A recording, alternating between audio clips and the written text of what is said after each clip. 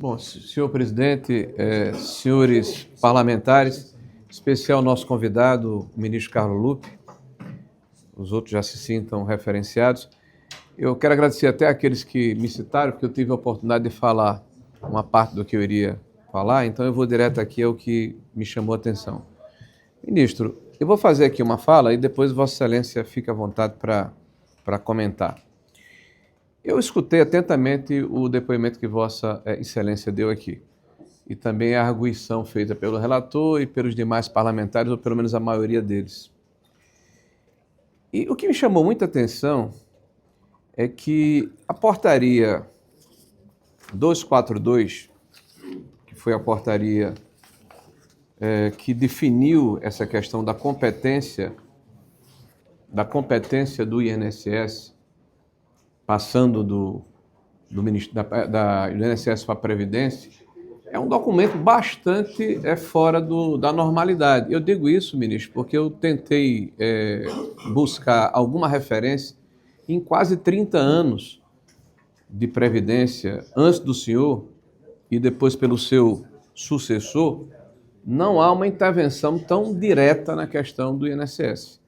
Inclusive na questão de contratos administrativos acima de R$1 milhão, nomeações de funcionários de níveis inferiores, como, por exemplo, até DAS nível 1 e 2, que é telefonista, né? Até os cargos mais relevantes de direção e assessoramento. Então, essa portaria, ela é uma portaria que foi revogada, e Vossa Excelência falou, mas foi revogada pelo seu sucessor, né? Me parece que foi em maio. A totalidade dela, antes já tinha liberado. Maio de 2025. No final aqui, botar artigo 21, fica revogada a portaria MPS número 242, de 13 de fevereiro de 2023. Né? Aqui os documentos.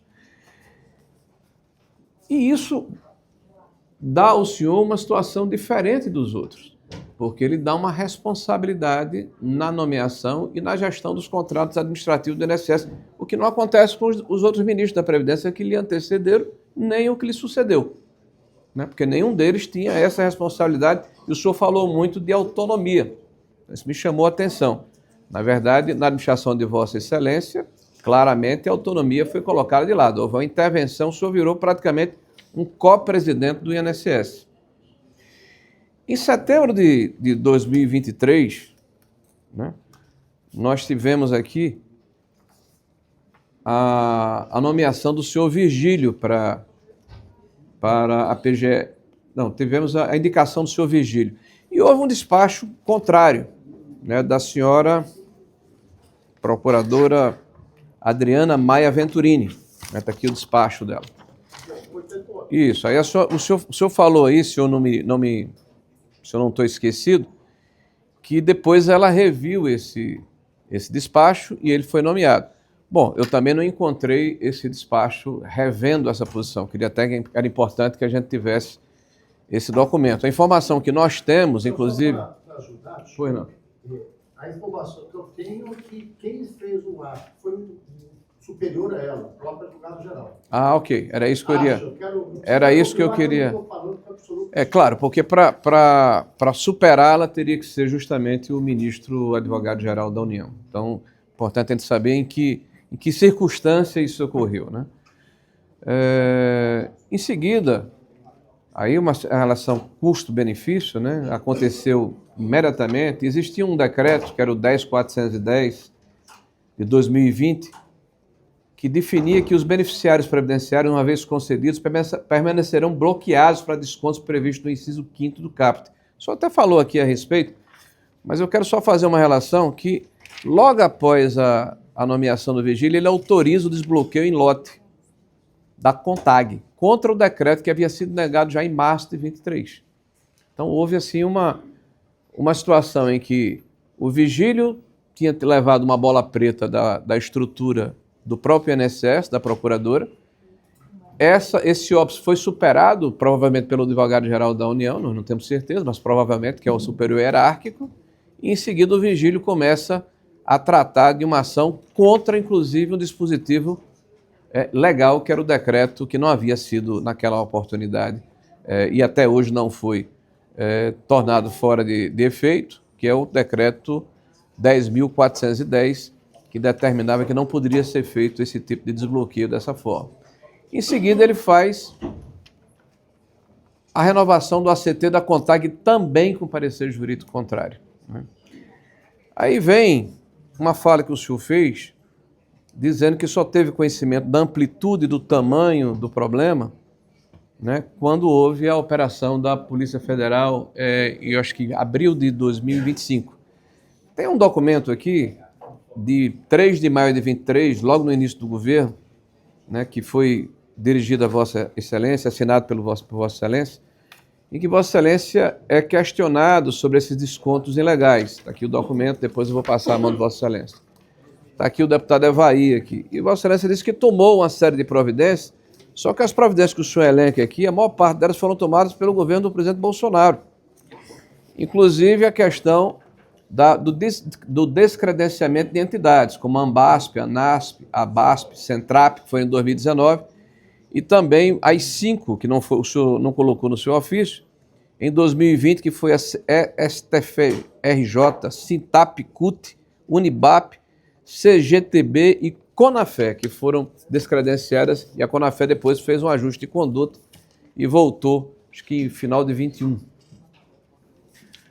Uma outra questão que me chamou a atenção é que nesse meio tempo, né, de acordo com o depoimento que Vossa Excelência deu aqui, né, houve uma série de providências tomadas, mas o que a gente viu aqui foram que aconteceram oportunidades de correção e por algum motivo não ocorreram. Por exemplo, o Ministério Público Federal pediu a suspensão de todas as ACTs.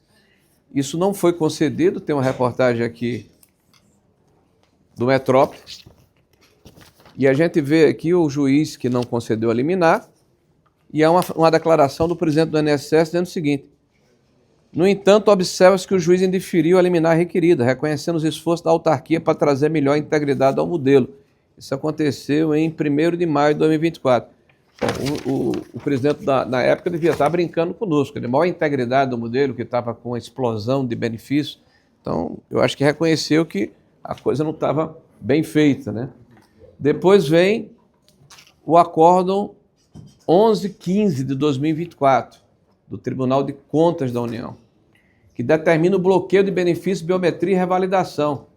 O INSS recorreu do acórdão, não cumpriu o acórdão, né? Ao contrário do que foi afirmado aqui, né? Esse acórdão, inclusive, ele define o seguinte, no 9.32, realiza o bloqueio automático para verbação do novo desconto, seja de empréstimo consignado, seja de mensalidade associativa para todos os segurados do INSS, independente da concessão do benefício. O INSS recorreu uma, duas, várias vezes, não quis cumprir. Em julho e agosto, a auditoria interna da CGU apresentaram relatórios que o INSS não cumpre. E mais, eu ouvi Vossa Excelência falando que a biometria seria implantada em janeiro ou fevereiro de 2025, né, que tinha sido instituída, mas o presidente do INSS, o senhor Rodrigo Assunção, do Dataprev, em entrevista à Folha, no dia 20 de junho de 2025, afirma que o INSS deu comando para manter ativos sistemas mais vulneráveis de descontos. Então ele disse que não cumpriu porque houve uma ordem do INSS, não foi por questões operacionais, que apesar de ter havido a recomendação e até a determinação de que se implantasse controles mais eficazes, houve aqui uma determinação para que não fosse cumprido. E, por fim, na instrução normativa, que Vossa Excelência fala que é a 162, nós tivemos aqui a retirada de algumas situações importantes, como, por exemplo, até a própria revalidação. Porque a revalidação, alguém disse aqui que poderia ser uma questão infralegal, de fato. Porque a revalidação estava mantida no decreto 10.410, foi reiterado nas instruções normativas que foram exaradas de forma subsequente e só foi ultrapassado justamente, né, na instrução normativa 162, que foi feita ainda pelo INSS, que estava sob o comando de Vossa Excelência.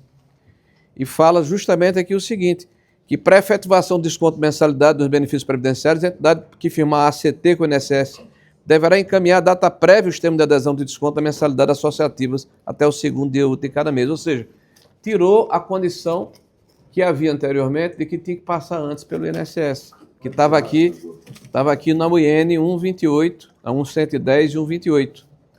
Então, eu concluo, eu fiz aqui um arrazoado, mas para fazer uma ponderação com Vossa Excelência, de que de fato, e vou concluir, senhor presidente, agradecendo já a sua benevolência, que o ministro não é quem faz a política na ponta, né? Quem executa na ponta é o INSS. Mas Vossa Excelência avocou para Vossa Excelência uma situação que nenhum outro ministro fez e nem nenhum depois de Vossa Excelência. Tá? Então, só para ponderar essa situação. Senador, eu agradeço